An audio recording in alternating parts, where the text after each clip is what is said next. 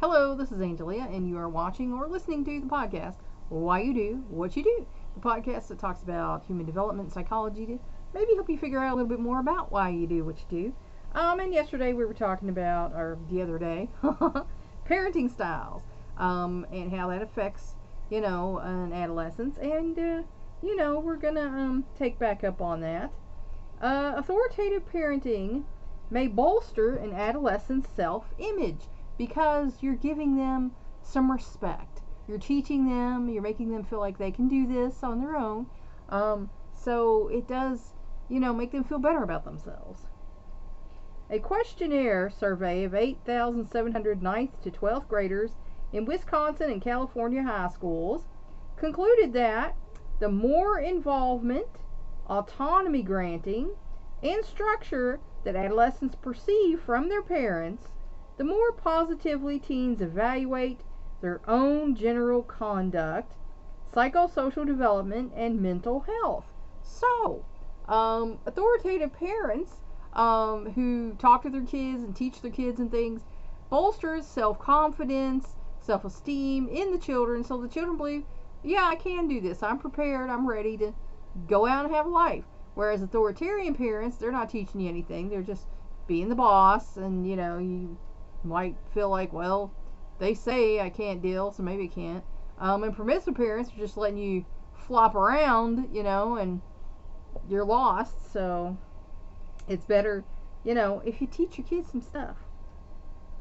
When adolescents thought their parents were trying to dominate their psychological experience, their emotional health suffered more than when parents tried to control their behavior.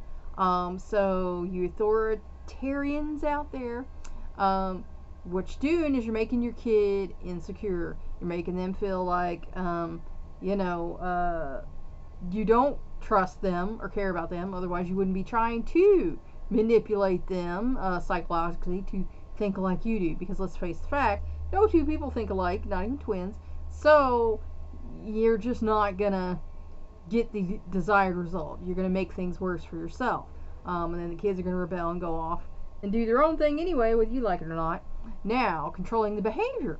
The children actually need those boundaries. Even when they're teenagers, they need those to show that you care about them, that you do care about their well-being, and that you're looking out for them. At the same time, teens whose parents were strict in enforcing behavioral rules had fewer behavior problems, susceptibility to peer pressure, and deviant or antisocial behavior, such as drug use, than those with more lenient parents. So, when you're being authoritative, you also teach them that you care about them and that there are rules for a reason, and you expect a certain level of behavior from them, and that shows that you care about them. So, permissive parents who are just letting them do whatever they want are showing them they don't care about them. Back to the saying about we were talking about from the movie. Well, nobody was watching anyway, so they realize my parents don't really care. They'd be more worried about what I'm up to, so they're more likely to have behavioral problems.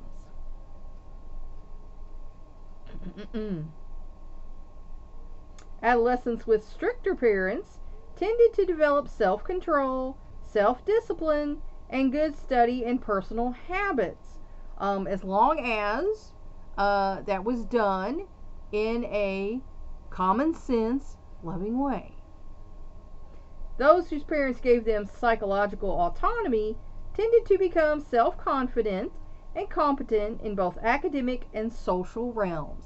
So if you let the kid think for themselves, but you can, like I say, guide them, that's your job, is to teach them, they felt more confident in their own minds and emotions, because they were being taught and they were learning, and they realized, I can deal. They wanted to achieve and believed they could do what they set out to do. That's what all of us want to do. We want to achieve and do what we set out to do.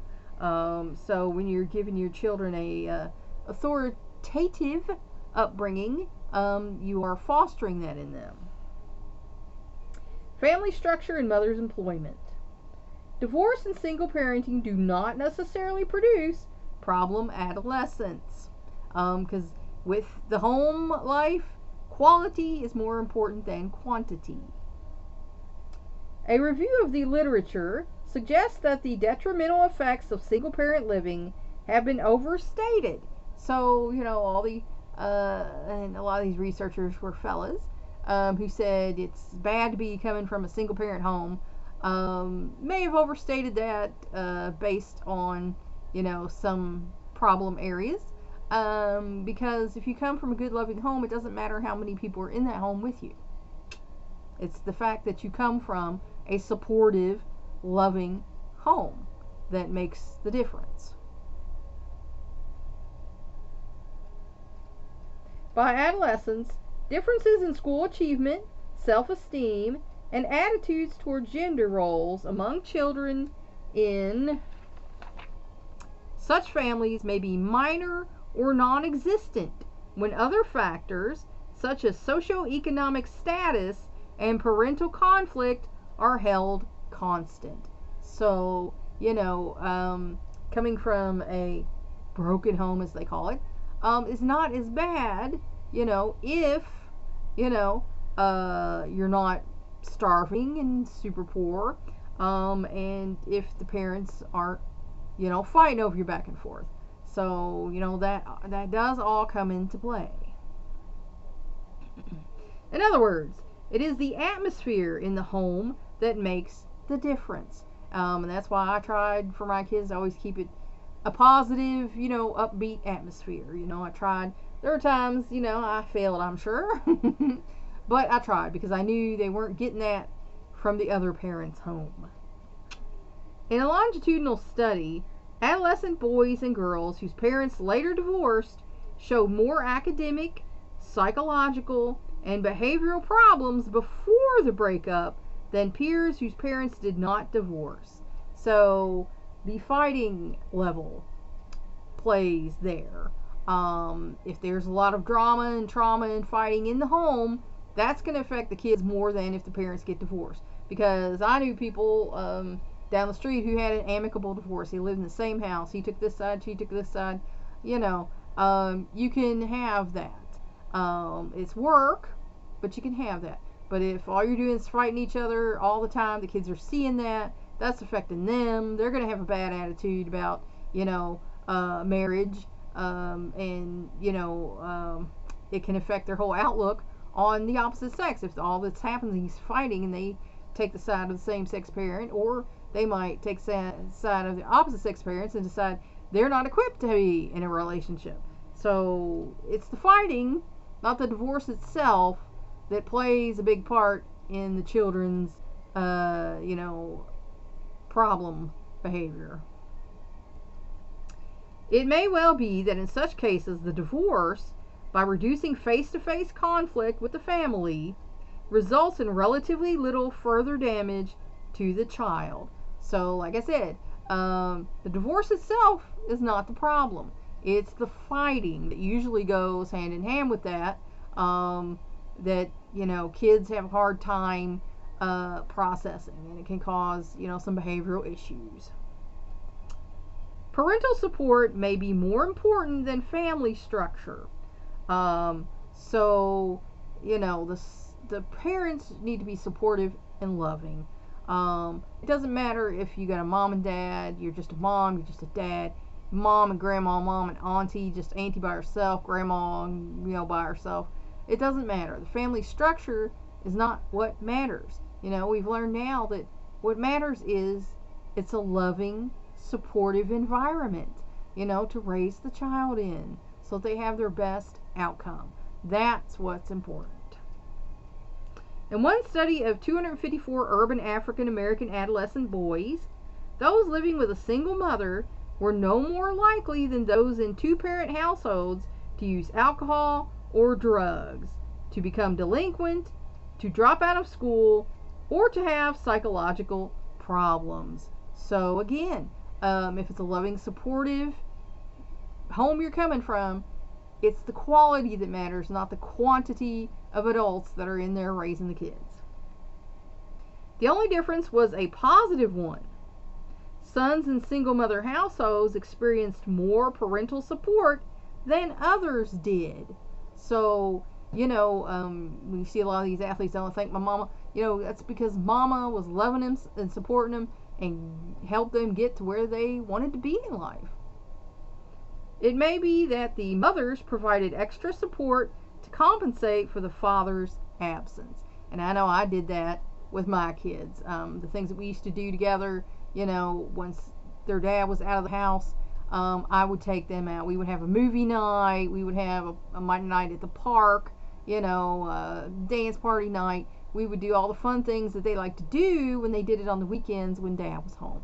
So my evenings were full. But I wanted them to have that. I wanted them to have normalcy, and know that I loved them and supported them and was there for them and was trying to, kind of sew up the gap that their father left by doing what he did and ended up having to be removed from home. So, sometimes moms, we have to sew it up. Dad leaves the gap, we gotta sew it up. However, many fathers also continued to be involved in their sons' lives, and this involvement was related to positive outcomes. And that's why me and my ex-husband were in a 2-year custody battle. Because of things he did, I did not feel like he needed to have any. But the judge felt like he did. He said, so many fathers don't want to be involved in their children's lives. They, if a father wants to be, because he wanted to have custody 3 days of the week, not just on the weekend. And of course, the school system was not going to allow him to go to school out there by his house a day of the week. That's not going to happen.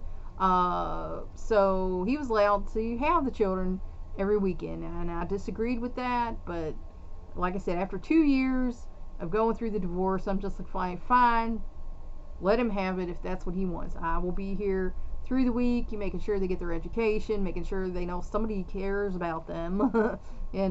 If dad just wants to be a big kid and play with them or whatever, okay, that's fine.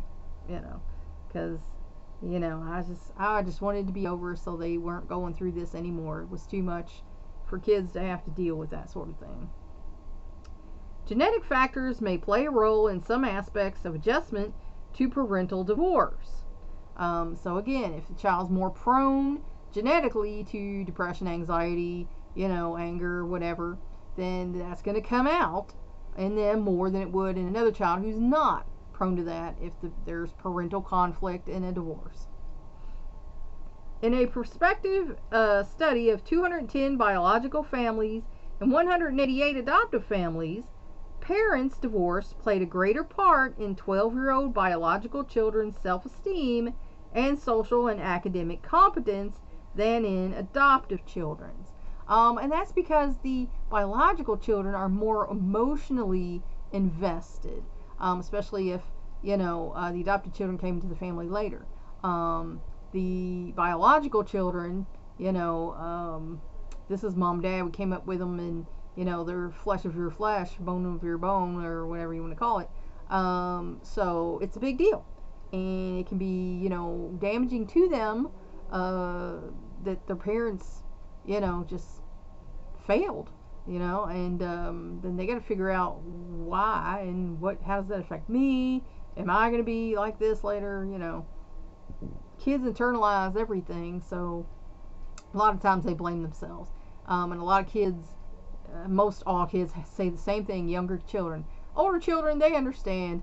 It's like my oldest two, they said, we saw it coming. We knew it was going on. We saw it coming. But the younger one, if I was better behaved, would it not have happened? And of course, then you say, no, it has nothing to do with you, and talk to them about it. But a lot of younger children think that if they weren't bad, their parents would have gotten divorced. The parents were fighting because of them, and then that's never true. That's never true. So, make sure your kid understands that. This finding suggests that a passive genotype environment correlation was at work, since the biological parents provided their children with both genes and environmental experiences, whereas the adoptive parents provided only environmental experiences. So the adoptive kids are not as emotionally invested, you know, as the biological kids. And that's not to say adoptive children don't love their adopted parents, because of course they do, because they adopted them. You know, they chose to have you in their home, so you know you're special. You got picked out of all the rest. So you know.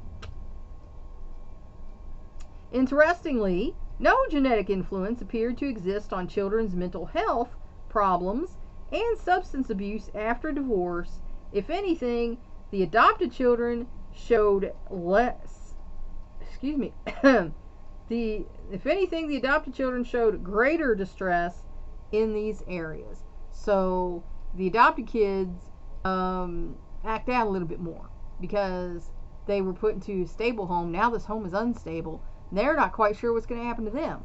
You know, are they going to get sent back to foster care? What's going to happen? So the adopted kids have a little more of an emotional, behavioral acting out than the biological kids, who are going to internalize a lot more. And so the adoptive kids are going to act out a little bit more. The impact of a mother's work outside the home may depend on whether there are two parents or only one in the household. So, a lot of times mom has to work. We got divorced, mom had work. So, I stepped up my hours, instead of working every other day part-time, I worked every day.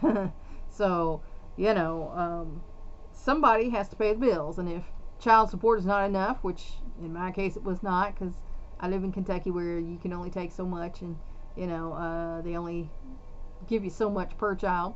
So it was not enough to pay the bills. It was enough to keep us fed, to keep gas in the car, to keep some clothes on their back, but a lot of times it was not enough, to take care of everything that needed to be taken care of. So mom had to work. Often a single mother, must work to stave off economic disaster. Like I said, you got to pay the bills. How her working affects her teenage children may hinge on how much time and energy she has left over to spend with them, how well she keeps track of their whereabouts, and what kind of role model she provides. Because, like I said, the kids are watching, and especially teenagers are going to try and get away with whatever they can get away with. So mom has to work and still come home and have the energy to keep a household, keep up with the kids, and let them know she's there for them. Without close, consistent supervision, adolescents are more susceptible to peer pressure. So if mom's not keeping tabs on where you're at, they're going to listen to other kids and be not so good. I had a little incident with one of mine who was out past curfew and had to track him down. And he was grounded for a few weeks after that. So they'll try to get away with stuff. They'll try to push the boundaries to see what they can get away with. And my kids will tell you pretty much nothing. If I didn't see it, they might get away with it. But if I heard about it, knew about it, yeah, no. High school students who are unsupervised after school tend to smoke, drink, use marijuana, or engage in other risky behavior. So if nobody's making sure these kids are home, and I was working at a counseling center, but I would stop every day around 3 o'clock and call home. I would take a break and call home, because that's when I knew my oldest son was due to be there. His bus came at like 2:47 or whatever, give him time to go to the bathroom, grab a snack or whatever, and I'd call, say, "Oh, you home?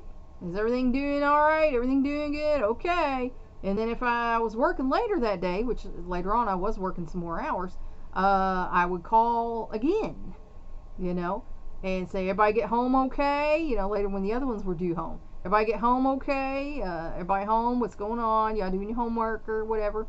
So they knew I was checking up on them, and that's what you need to do. You need to let them know you're keeping an eye on things even when you're away. So that They can't get into all this stuff, because if they know mom is calling, mom better not be hearing a party in the background.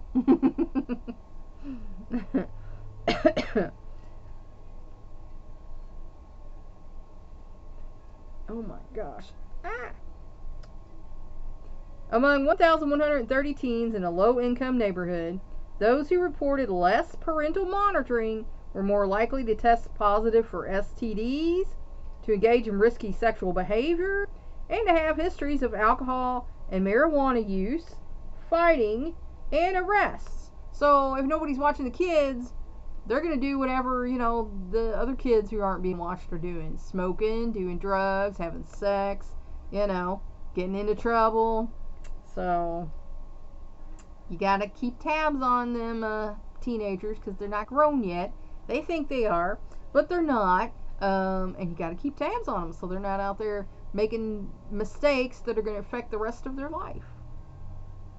However, as long as parents know where their son or daughter is, their physical absence does not significantly increase the risk of problems. Because like I say, you know where they are. Now, kids will lie. I did it when I was a kid. I know my kids did it. They admitted to stuff to me later on when they were grown.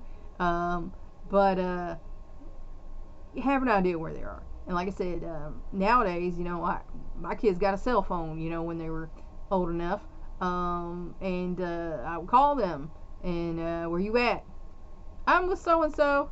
Oh, and I'll be like, oh, tell him say hi. Hi, so-and-so. And they'd be hearing back hi, because I knew the friends' voices, So, you keep tabs on your youngsters. And that way, not only does that keep them out of trouble, but it lets them know you care. You care enough to check on them and make sure they're okay and behaving. That shows them that you give a crap. And that's what they want to know. When parents feel pressure at work, parent-child conflict tends to rise, and adolescents' well-being may suffer. So if you're having a rough day at work, try to not bring it home. Because if you're fighting with the kids and arguing with the kids, taking it out on the kids, they're going to feel that and sense that, and then they're not going to like you so much. Like, well, all of a sudden now she's being so mean, So when you had a bad day, check it at the door. If you need to go in your room, take a break, lay down for half an hour, listen to some music, whatever helps you decompress. Go in there, do that, for 15 minutes, half an hour, whatever, it takes you. Everyone's different. And decompress. Just take a break, catch your breath, and then interact with your family. Because it's not your family's fault you had a bad day at work. And it's not fair of you to take it out on them. Mothers who feel overloaded tend to become less caring and accepting, and their children often show behavioral problems. So if mom feels like she's got too much work at work, and she comes home and she got more work to do, she gonna feel overwhelmed. And that's why, like I said, we had a chore chart, and they had chores they had to do, so that mom didn't have to do everything, because they got to do something sometime, and you teach them that they're going to be rewarded, for doing the right thing. But like I say, don't take it out on your kids. If work was rough, don't bring it home. I know somebody who drives to a park after work. They drive to the park. They sit there, watch the ducks or whatever, take a breath, and then collect themselves and go home. And there's nothing wrong with that. Take your 10, 15, whatever, and then go home to your family without taking your day out on them.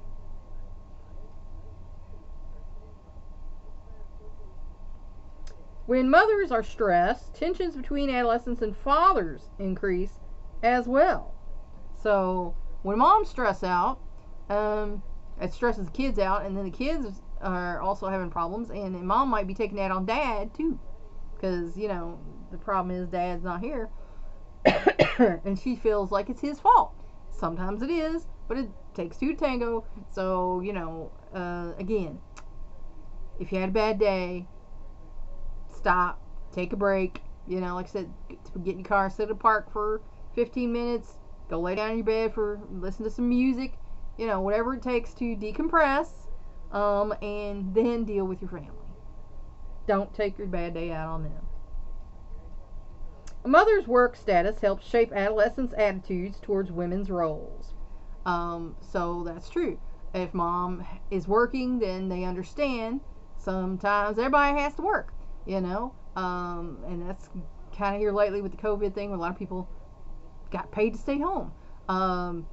That was not necessarily a good thing because, I see more and more people staying on the street because they would rather beg and have people give them money than go to work. Before COVID, this wasn't that big a deal, but here in my city, like I said, we had a news expose on it, about these people saying they were homeless vets are really not, and people who are supposedly homeless but really not. Now there are some out there, but like I said, I don't know the difference, and we don't know the difference, and I don't want to contribute to somebody, out there begging on the street saying they're homeless when they're not, when they live like down on the other side of the neighborhood in a 3-bedroom house. So, I don't want to contribute to their deal.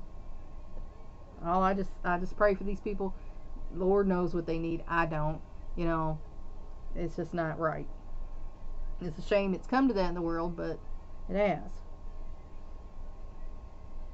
Teenage sons of working mothers tend to have more flexible attitudes towards gender roles when they have warm relationships with their mothers, and teenage daughters show unstereotyped attitudes when their mothers are happy with their dual roles. So sons see that mom is not just something to be in the kitchen and fix their dinner and clean their house, that moms can work and contribute to the world and run the household as well. And daughters see they don't have to be, just a wife, or housewife and clean and cook and serve the man all day. They can go out and have a life of their own too. And that's a good thing for children to learn. Surprisingly, some of the strongest gender typing occurs in families with full-time employed mothers. And that's usually with some men who aren't so enlightened and a little ignorant, hear this sexist stuff, and I know in an earlier marriage there was competitive behavior, and I was like, why? We're not competing. You don't have to make more money than me. I don't have to make exactly what you make. We're not competing. We're building a household here, having a life, but he didn't see it that way, so that was a problem. Gender divisions may be fairly egalitarian during the week when everyone is occupied with work or school. So during the school week, everybody's doing their thing, and there's a lot less time for things to be discussed. On weekends, however, girls, like their mothers, do a larger share of the housework and care of the younger siblings.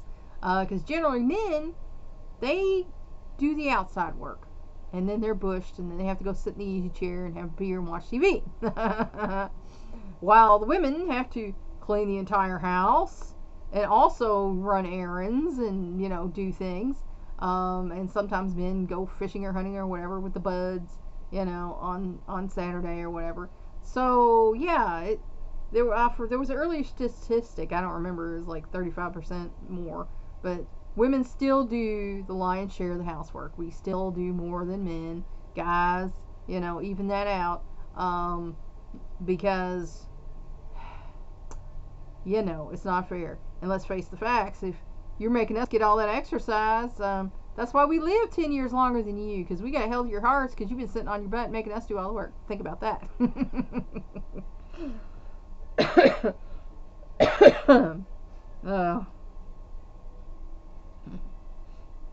Economic stress. A major problem in many single-parent families is lack of money. And I know that was the problem in mine, because I was working. I had like 5 side hustles going on, trying to bring in some money, and still some weeks the bills added up to more than the money coming in. And I hated to ask the ex for anything because that came with strings, and we all know that's not good. So, it was a problem. In a lot of families, it is a problem. And it is a stress because if you're doing your best and it's still not good enough, then what do you do? And that spills over into your attitudes, your children's attitudes, and that's where people start to feel insecure. Where's the next meal coming from? Am I going to be able to stay here another month? Poverty can complicate family relationships and also harm adolescents' development through its impact on parents' emotional state. So, if you're poor, excuse me, oh my gosh, the whole family suffers. There's going to be fighting, arguing, stress. So the whole family is suffering if you're living in poverty. And the kids are not going to have a good mindset or an emotional, equilibrium if there's that kind of stress going on in the family. And so, if the parent is stressed out, the child is going to be stressed out too, because like I said, kids internalize everything and they pick up on this stuff. And that's where I'm going to leave you. Hopefully that helped you figure out maybe a little bit more about why you do what you do. Please like and share this educational program so we can spread it around the world. If you want to help me out, subscribe to my YouTube channel. If you want to help me out even more, go to my Patreon page and become a patron. That's all for now. Until next time.